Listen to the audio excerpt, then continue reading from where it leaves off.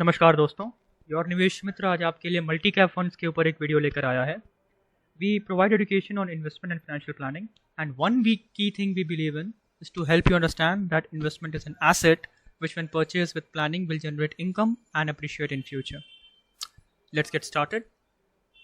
So one true thing that is really important in stock market is the right direction. अगर आपके पास सही direction है तो आप सही रिटर्न्स गेन कर सकते हो।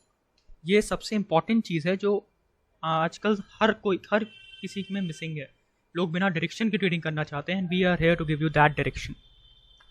सबसे पहले शुरू करते हैं, what is multi cap funds. तो मल्टी कैप फंड्स मतलब आपको नाम से भी समझ में आ रहा होगा, multi caps which invest in more than one caps, that is large cap, mid cap and small cap.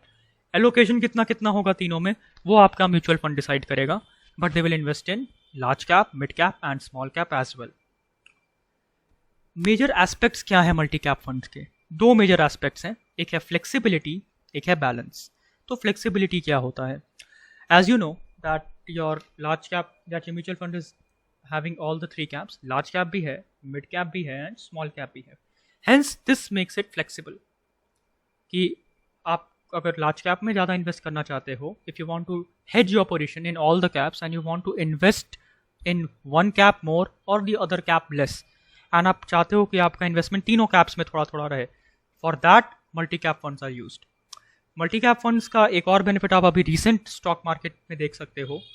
Recently क्या हुआ, जब सेबी का नया सर्कुलर आया उसके बाद large cap, Nifty large cap और निफ्टी 50 वॉट से निफ्टी आपका डाउन था 2% से, but Nifty mid cap and Nifty small cap ये दोनों ही आपके अप थे बाय 2 to 3%। एक अच्छी खासी रैली देखने को मिली थी। उस केस में अगर आपने सिर्फ लार्ज कैप में इन्वेस्ट किया होगा then that is not flexibility, that is a rigidness. But अगर आपने तीनों कैप्स में इन्वेस्ट किया होगा that will give you a flexibility. Regarding balance, तो balance is a sense of stability of large cap and growth potential of mid cap. So वो जो balance मिलता है आपको मल्टी कैप से वो बहुत इंपॉर्टेंट होता है। ये दो चीज़ें, फ्लेक्सिबिलिटी और बैलेंस, आपको मल्टी कैप फंड्स देते हैं। थोड़ा और देखते हुए लार्ज कैप, मिड कैप और स्मॉल कैप के बीच में डिफरेंस आप देख सकते हो। अगर मार्केट कैप किसी का 20,000 करोड़ से ज़्यादा है तो that company will come under large cap, 5 to 20 will come under mid cap and if it is less than 5,000 it will come under small cap. कुछ एग्जाम्पल लार्ज कैप के देखें तो आपके सामने प्रेजेंटेड है, जैसे Reliance, TCS, HDFC bank, ITC and ICICI bank. Mid cap में IRCTC, India bulls, Tata, Ashok और भी बहुत सारी कंपनीज हैं। And similarly in small caps. अब कुछ पैरामीटर्स की बात करें जिसपे हम लार्ज, मिड और स्मॉल कैप को डिफ्रेंशिएट कर सकते हैं, तो पहला पैरामीटर है आपका रिस्क का। तो रिस्क मतलब क्या? रिस्क जहाँ पे आपकी ग्रोथ ना हो या फिर रिटर्न्स नेगेटिव हो, करेक्ट? तो रिस्क और probability of negative returns large cap की लो होती है। Why it is low? क्योंकि एक फॉलिंग मार्केट में भी लार्ज कैप आपका उतना डिप्रिशिएट नहीं करेगा जितना कि एक मिड और स्मॉल कैप डिप्रिशिएट करेगा। इसलिए जो रिस्क है वो लार्ज कैप में लो है, मिड कैप में हाई है, स्मॉल कैप में वेरी हाई है। अगर मैं एक्सेप्शनली हाई रिटर्न्स की बात करूं तो कोई लार्ज कैप स्टॉक आपको एक्सेप्शनली हाई रिटर्न नहीं देगा। जैसे आप ITC को देख लो, ITC ने कभी भी एक्सेप्शनली हाई रिटर्न्स नहीं दिए। रिलायंस की अगर बात करूँ मैं, अगर आप लोगे तो जैसे रिलायंस को देखो आप, तो अगर मैं रिलायंस की बात करूं तो रिलायंस भी 800 की रेंज में ट्रेड किया काफ़ी टाइम तक। अभी that stock is trading in 2400 around, but उसने ऑलमोस्ट 9-10 साल उस रेंज में ट्रेड किया, उसके बाद अभी ब्रेकआउट दिया। So probability of exceptionally high returns is low in large cap, high in mid cap and high in small cap as well. Liquidity बहुत अच्छी होती है लार्ज कैप में। रीजन इज क्योंकि हर कोई उसमें इन्वेस्ट करता है। There is huge amount of investment that is going because it is safest investment in the market, इसलिए लिक्विडिटी जो है वहाँ पे अच्छी होती है। मिड कैप में लिक्विडिटी उससे थोड़ी कम होती है, स्मॉल कैप में ज़्यादा कम होती है, because with small caps risk potential जो होता है वो हाई होता है, दैट इज़ वाई लिक्विडिटी वहाँ पे कम होती है। कंपनी की इन्फॉर्मेशन अवेलेबिलिटी की बात करें तो अगेन लार्ज कैप की अवेलेबिलिटी बहुत अच्छी होती है, बहुत अच्छे से इन्फॉर्मेशन अवेलेबल होती है। अगर आप गूगल पे भी चेक करोगे या फिर आप किसी साइट को रेफर करते हो तो वहाँ भी आप चेक करोगे तो सारी इन्फॉर्मेशन क्लियरली आपको एक लार्ज कैप के बारे में मिल जाएगी। उतनी इन्फॉर्मेशन आपको एक स्मॉल कैप कंपनी के बारे में नहीं मिलेगी। अब बात करते हैं सेबी के नए सर्कुलर की। तो जो सेबी का नया सर्कुलर आया है, अभी डिफरेंस क्या है दोनों में? पहले जो सेबी का सर्कुलर था अक्टूबर 2017 का, उसमें जो minimum investment in equity and equity related instruments था that was 65%। This was the minimum investment. अभी इस मिनिमम इन्वेस्टमेंट को 75% कर दिया है। उसमें क्या था, कोई रेस्ट्रिक्शन नहीं था कि आप कहीं कितने भी लार्ज कैप में, मिड कैप में, स्मॉल कैप में, एज पर योर नीड आप एलोकेट कर सकते हो, that is a mutual fund allocate कर सकते हैं। अभी क्या हुआ, minimum 25 in large, minimum 25 in mid and minimum 25 in small cap allocation होना ही चाहिए। ये रेस्ट्रिक्शन, नई रेस्ट्रिक्शन जो आई है सेबी के साइड से। अब अगर बात करें कुछ फैक्टर्स की जो आपको कंसिडर करने चाहिए इन्वेस्ट करने से पहले, पहला फैक्टर है हमारा fund manager historical performance.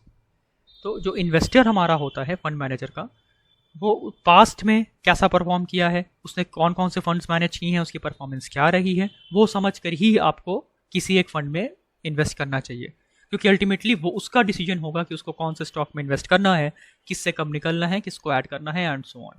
So fund manager plays a very important role. अगर मैं बात करूँ पोर्टफोलियो कॉन्सेंट्रेशन की, तो आपको ये देखना चाहिए कि पोर्टफोलियो कॉन्सेंट्रेशन कैसा है, मतलब लार्ज कैप में कितना परसेंटेज इन्वेस्टेड है, मिड में कितना इन्वेस्टेड है और स्मॉल में कितना इन्वेस्टेड है। अगर आप मिड और स्मॉल में ज़्यादा इन्वेस्ट करना चाहते हो, लार्ज में कम, तो आपको वैसा पोर्टफोलियो कॉन्सेंट्रेशन ढूंढना पड़ेगा and vice versa. Tax implications एक और इम्पॉर्टेंट फैक्टर होता है and it should be considered always जब भी आप एक मल्टी कैप फंड में इन्वेस्ट करने चाहो। लोग इस पर ज़्यादा ध्यान नहीं देते एंड बाद में they end up paying higher taxes. अगर मैं एक्सपेंस रेशियो की बात करूँ, तो एक्सपेंस रेशियो क्या होता है, वो कि एक फ़ीस होती है जो कि फंड हाउसेज या फिर एएमसी आपसे चार्ज करती हैं। वो एडमिनिस्ट्रेशन के लिए हो सकता है, मैनेजमेंट के लिए, प्रमोशन के लिए, डिस्ट्रीब्यूशन के लिए, इन सारी चीज़ों पे एक फ़ीस चार्ज की जाती है, that is known as expense ratio.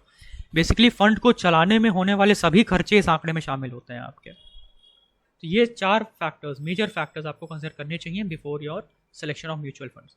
अब बात करते हैं रिटर्न और रिस्क की। तो उससे पहले देख लेते हैं कुछ मल्टी कैप फंड्स रिटर्न और रिस्क देखने से पहले। जैसे Kotak standard multi cap fund है, इसकी सारी डिटेल आप स्क्रीन पे देख सकते हैं। बेंचमार्क कौन सा है, नेट एसेट कितना है, 52 week high low, launch date कब थी, कैटेगरी क्या है, which is the multi cap because हम मल्टी कैप डिस्कस कर रहे हैं, एंड करंट एनएवी क्या है, that is net asset value. अगला है हमारा Aditya Birla sun life equity funds. Next is Parag Parikh long term equity fund, SBI magnum multi cap fund and Invesco India multi cap fund. आइए इनकी थोड़ी एनालिसिस करते हैं। तो अगर मैं इनको कंपेयर करूं 3 ईयर की एक्चुअल रिटर्न पे, कि 3 ईयर का इनका एक्चुअल रिटर्न क्या रहा है मार्केट में, तो आप देख सकते हैं पराग पारिक ने सबको आउट परफॉर्म किया है with 13.3% annual actual return in 3 years. 4.2 रहा है कोटक का, similarly 2.8 Invesco, 2.7 SBI and 1.9 Aditya Birla का। हमारी टीम ने टेक्निकल एनालिसिस परफॉर्म की इन सारे फंड्स पे, और उसके बाद हमें ये मिला कि रिटर्न बाय रिस्क रेशियो जो है, रिटर्न बाय रिस्क रेशियो एक बहुत इंपॉर्टेंट फैक्टर है जो कि 90% ऑफ लोग इसको कंसिडर करते ही नहीं है while investing. But you should always consider the return by risk ratio.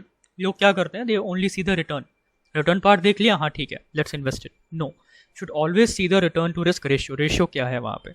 तो हमने कैलकुलेट किया based on technical analysis, the ratio of Parag Parikh is very good, which is 5.55.